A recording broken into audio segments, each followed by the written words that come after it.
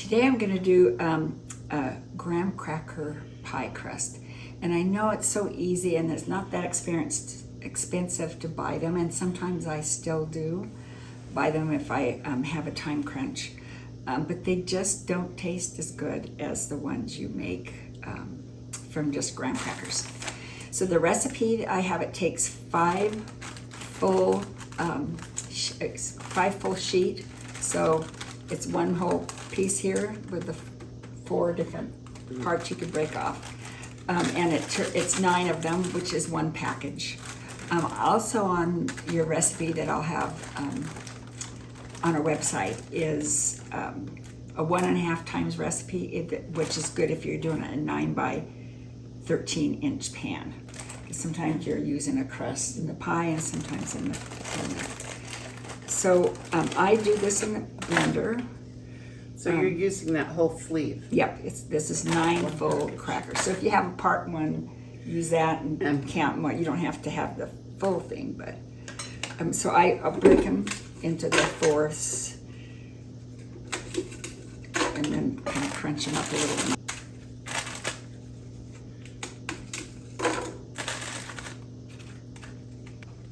Okay, so I've got the crackers all in here. Okay, so it's all in the blender. With a nice graham flour. You just lift it up. Oh, thanks. It's different than mine. I know, mine's different than both of yours. Okay. Let's see how nice the graham cracker is. Very nice. Okay. And then you just add 1/3 cup of sugar. It can be white sugar or brown sugar. Oh, I kind of like the little more depth of the brown sugar. Yeah, in the Does brown it give it a lot of a different flavor? Well, it's just a little deeper flavor to Oh, me, and okay. because the difference between white brown sugar and brown sugar is yeah, just there's a little the molasses is not taken out would of be the a good brown flavor. sugar, Yeah. so it just depends on what you like or what you have. It's not like people eat the crust and decide really does this have brown sugar or white sugar in it. So, and I usually just mix it the sugar up a bit. You could do this in a bowl, but I usually just do it in the pie pan so that I don't have An extra an bowl. extra bowl. Okay, and then just the butter, melted butter. And just mix this. Smart. Well, that's where, well, and you're kind of oiling the pan at the Yeah, same yeah. time. Yeah. Well, yeah, I'm just gonna push it, press it into the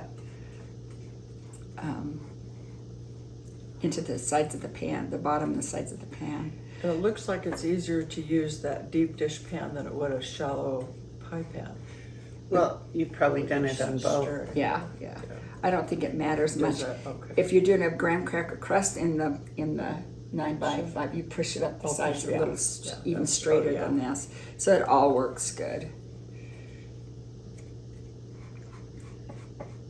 Graham cracker pie crusts are easier because you don't have to roll out the pie. So, so I do like the ones that do that. So you just make sure the butter's evenly distributed, and then you just take something and press it in.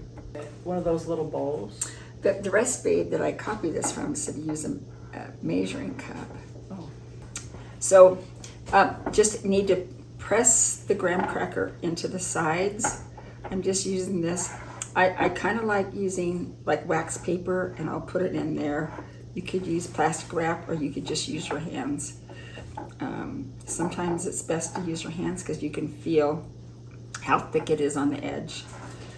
So I'm just gonna press it in. Now, if it's one that you're gonna cook, then you heat it through. You cook it for about 10 minutes at 300 degree to set it. But this is gonna go in a whipped cream cheese.